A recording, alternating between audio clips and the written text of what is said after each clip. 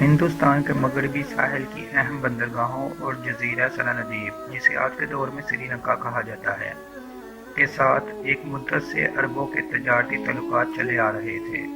زمانہ جاہلیت میں چند عرب تاجر سری لنکا میں آباد ہو گئے، اور جب عرب میں ایک نئے دین کا چرچا ہونے لگا تو یہ دین ان تاجروں کو اپنے آباء و اجداد کے مذہب کو ترک کرنے پر آمادہ نہ کر سکا۔ لیکن ایرانیوں اور رومیوں کے مقابلے میں عربوں کی شاندار فتوحات کی خبریں سن کر ان کی قومی عظمت جاگ اٹھی۔ ایران عرب کے مقابلے میں ایک ترقی یافتہ ملک سمجھا جاتا تھا، اس لیے ہندوستان کے بازاروں میں عرب کے مقابلے میں ایرانی مصنوعات کی زیادہ قدر تھی۔ اس کے علاوہ ہندوستان کے حکمران ایران کو ایک طاقتور ہمسایہ خیال کرتے تھے، اور عربوں کے مقابلے میں ایرانی تاجروں کو زیادہ عزت کی نگاہ سے دیکھا جاتا تھا۔ اگر شام سے کوئی قافلہ آ جاتا تو روم کی قدیم ستوت سے مرعوب ہندوستانی انہیں بھی عربوں سے زیادہ مراعات دیتے، لیکن حضرت ابو بکر صدیق رضی اللہ تعالیٰ عنہ اور حضرت عمر فاروق رضی اللہ تعالیٰ عنہ کی شاندار فتوحات کی وجہ سے عربوں کے متعلق ہمسایہ ممالک کے باشندوں کا زاویہ نگاہ تبدیل ہو گیا۔ سری لنکا اور ہندوستان کے دوسرے حصوں میں آباد ہونے والے وہ تاجر جو ابھی تک عرب کے اندرونی انقلاب سے متاثر نہیں ہوئے تھے، کفر کے مقابلے میں اسلام کی فتوحات کو ایرانیوں اور رومیوں کے مقابلے میں عرب کی فتوحات سمجھ کر خوشی سے پھولے نہیں سماتے تھے۔ عربوں کے نئے دین سے ان کی نفرت اب محبت میں تبدیل ہو رہی تھی۔ اس زمانے میں جن لوگوں کو عرب جانے کا اتفاق ہوا وہ اسلام کی نعمتوں سے مالا مال ہو کر واپس آئے۔ عبد الشمس سرندیپ میں آباد عرب تاجروں کا سربراہ تھا۔ اس کا خاندان ایک مدت سے سرندیپ میں آباد تھا۔ وہ اسی جزیرے میں پیدا ہوا اور اسی جگہ آباد ہونے والے ایک عرب خاندان کی لڑکی سے شادی کی۔ جوانی سے بڑھاپے تک اس کے بحری سفر بھی سرندیپ سے کاٹھیا وار تک محدود رہے۔ اسے یہ بھی معلوم نہ تھا کہ عرب میں اس کے خاندان کے دوسرے افراد کون ہیں اور کس جگہ رہتے ہیں۔ دوسرے عربوں کی طرح وہ بھی مادر وطن کے ساتھ اس وقت دلچسپی لینے لگا جب جنگ یرموک اور جنگ قادسیہ میں مسلمانوں کی شاندار فتوحات کی خبریں دنیا کے ہر کونے میں پہنچ چکی۔ موجودہ راجا کے باپ کو انہی خبروں نے عربوں کے ایک گمنام تاجر کی طرف دوستی کا ہاتھ بڑھانے پر آمادہ کیا۔ اس نے عبد الشمس اور اس کے ساتھیوں کو دربار میں بلایا اور بیش قیمت تحائف دے کر رخصت کیا۔ ہجری 45 میں اپنے باپ کی وفات کے بعد نئے راجا نے تخت نشین ہوتے ہی عبد الشمس کو پھر بلایا اور کہا، مدت سے ہمارے ملک میں تمہارے ملک کا کوئی تاجر نہیں آیا۔ میں عرب کے تازہ حالات معلوم کرنا چاہتا ہوں۔ مجھے تمہارے نئے دین کے ساتھ دلچسپی ہے۔ اگر تم وہاں جانا پسند کرو تو میں تمہارے لیے ہر سہولت مہیا کرنے کو تیار ہوں۔ عبد الشمس نے جواب دیا، آپ کے منہ سے میرے دل کی دبی ہوئی آواز نکلی ہے، میں جانے کے لیے تیار ہوں۔ 5 عرب تاجروں کے سوا باقی سب عبد الشمس کا ساتھ دینے کو تیار ہو گئے۔ 10 دن بعد بندرگاہ پر ایک جہاز کھڑا تھا اور عرب اپنے بال بچوں سے رخصت ہو رہے تھے۔ عبد الشمس کی بیوی فوت ہو چکی تھی۔ اس نے اپنے سینے پر پتھر رکھ کر اپنی اکلوتی بیٹی کو الوداع کہا۔ اس لڑکی کا نام سلمہ تھا۔ شہر میں کوئی شخص ایسا نہ تھا جو اسے نسوانی حسن کا بلند ترین معیار تصور نہ کرتا ہو۔ شاہ سوار اسے سرکش گھوڑوں کو دلاتے اور بہترین طرح اسے خوفناک آب شہروں میں کودتے اور سمندر میں مچھلی کی طرح تیرتے دیکھ کر دم بخود رہ جاتے۔ عبد الشمس کی روانگی کے 20 دن بعد کاٹھیا وار کے تاجروں کا ایک جہاز بندرگاہ پر رکا اور عبد الشمس اور اس کے 2 ساتھیوں نے اتر کر یہ خبر سنائی، ان کا جہاز اور دوسرے ساتھی سمندر کی لہروں کا شکار ہو چکے ہیں اور کاٹھیا وار کے تاجروں کا جہاز وقت پر نہ پہنچتا تو وہ بھی چند ساتھ اور پانی میں ہاتھ پاؤں مارنے کے بعد ڈوب جاتے۔ راجا نے اس حادثے کی خبر نہایت افسوس کے ساتھ سنی۔ سندھی تاجروں کے سردار کا نام دلیپ سنگھ تھا۔ راجا نے اسے دربار میں بلایا اور 3 عربوں کی جان بچانے کے عوض اسے 3 ہاتھیاں نامے دیے۔ راجا کو مہربان دیکھ کر دلیپ سنگھ اور اس کے ساتھیوں نے وہاں آباد ہونے کا خیال ظاہر کیا۔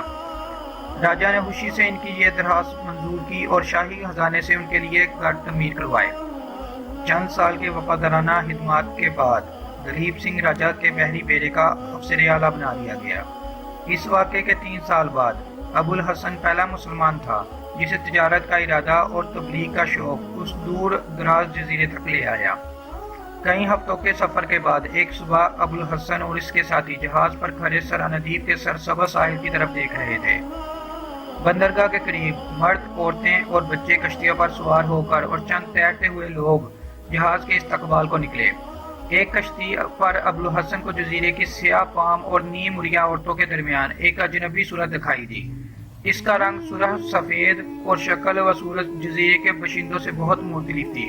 دوسری کشتیوں سے پہلے جہاز کے قریب پہنچنے کے لیے وہ اپنی کشتی پر کھڑی دو صحت مند ملاحوں کو جو کشتی کے چپو چلا رہے تھے ڈانٹ ڈپٹ کر رہی تھی۔ یہ کشتی تمام کشتیوں کو پیچھے چھوڑتی ہوئی جہاز کے ساتھ آ لگی۔ لڑکی نے ابوالحسن کی طرف دیکھا اور اس نے بے باک نگاہوں کا جواب دینے کی بجائے منہ دوسری طرف پھیر دیا۔ ابوالحسن کے ساتھیوں کو بھی عورتوں کا نیم مریا لباس پسند نہ آیا۔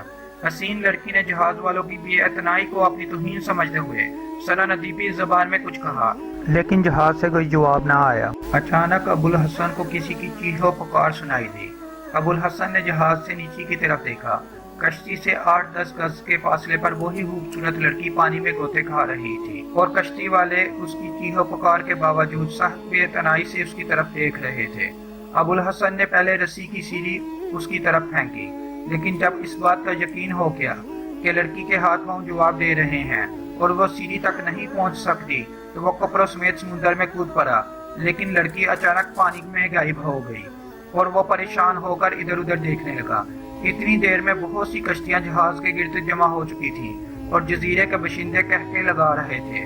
ابوالحسن نے 3 مرتبہ غوطہ لگانے کے بعد دل برداشتہ ہو کر سیڑھی کی رسی پکڑ لی اور وہ جہاز پر چڑھنے کا ارادہ کر رہا تھا کہ اوپر سے اس کا ساتھی چلانے لگا۔ وہ ادھر ہے، جہاز کی دوسری طرف، وہ ڈوب رہی ہے، شاید کسی مچھلی نے پکڑ رکھا ہے۔ مقامی مردوں اور عورتوں نے پھر کہکا لگایا۔ ابوالحسن لڑکی کے جہاز کی دوسری طرف پہنچنے کی وجہ نہ سمجھ سکا۔ تشویش اور حیرانی کے ملے جلے جذبات کے ساتھ اس نے جلد ہی پھر غوطہ لگایا اور جہاز کے نیچے سے گزرتا ہوا دوسری طرف پہنچ گیا۔ وہاں کوئی نہ تھا۔ جہاز سے ابوالحسن کا وہی ساتھی شور مچا رہا تھا۔ وہ ڈوب گئی، اسے مچھلی نے نگل لیا۔ ابوالحسن مایوس ہو کر جہاز کی دوسری طرف پہنچا۔ اس دفعہ لوگوں کے کہکوں میں اس کے ساتھی بھی شریک تھے اور ایک عرب نے کہا، آپ آ جائیے، وہ آپ سے بہتر تیر سکتی ہے۔ ابوالحسن نے کھسیانہ ہو کر سیڑھی پکڑ لی، لیکن ابھی ایک پاؤں اوپر رکھا تھا کہ کسی نے اس کی ٹانگ پکڑ کر پانی میں گرا دیا۔ اس نے سنبھل کر ادھر ادھر دیکھا تو لڑکی تیزی سے سیڑھی چڑھ رہی تھی۔ ابوالحسن جہاز پر پہنچا تو اس کے ساتھی پریشان سے ہو کر جزیرے کی لڑکی کے کہکے سن رہے تھے۔ لڑکی نے ابوالحسن کی طرف دیکھ کر عربی زبان میں کہا، مجھے آپ کے بھیگ جانے کا بہت افسوس ہے۔ لڑکی کے منہ سے عربی کے الفاظ سن کر سب کی نگاہیں اس پر جم کر رہ گئیں۔ ابوالحسن نے پوچھا، کیا تم عرب ہو؟ لڑکی نے ایک طرف سر جھکا کر دونوں ہاتھوں سے اپنے سر کے بالوں کا پانی نچوڑتے ہوئے جواب دیا، ہاں میں عرب ہوں۔ ایک مدت سے ہم عربوں کے جہازوں کی راہ دیکھ رہے ہیں۔ میں آپ کو خوش آمدید کہتی ہوں۔ آپ کیا مال لائے ہیں؟ ایک عرب لڑکی کو اس لباس میں دیکھنا ابوالحسن اور اس کے ساتھیوں کے لیے ناقابل برداشت تھا۔ وہ پریشان ہو کر ایک دوسرے کی طرف دیکھ رہے تھے۔ لڑکی نے اپنے سوال کا جواب نہ پا کر پھر پوچھا، میں پوچھتی ہوں آپ کیا مال لائے ہو؟ آپ حیران کیوں ہو؟ کیا عرب عورتیں تیرنا نہیں جانتی؟ آپ کیا سوچ رہے ہیں؟ اچھا میں خود دیکھ لیتی ہوں۔ ابوالحسن نے کہا، ٹھہرو، ہم گھوڑے لائے ہیں، میں تمہیں خود دکھاتا ہوں۔ لیکن میں حیران ہوں کہ اس جزیرے کے عرب ابھی تک زمانہ جاہلیت کے عربوں سے بدتر زندگی بسر کر رہے ہیں۔ کیا انہیں انسانوں کا سا لباس پہننا اور مردوں سے حیا کرنا کسی نے نہیں سکھایا؟ لڑکی کا چہرہ غصے سے سرخ ہو گیا۔ اس نے جواب دیا، کیا یہ انسانوں کا لباس نہیں؟ ابوالحسن نے جواب دیا، نہیں، معلوم ہوتا ہے کہ تمہارے گھر تک اب تک اسلام کی روشنی نہیں پہنچی۔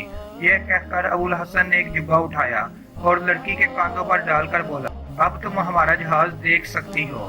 لڑکی نے ابوالحسن کے الفاظ سے زیادہ اس کی شخصیت سے مرعوب ہو کر اپنے اڑیا بازو اور پنڈلیوں کو جبے میں چھپا لیا۔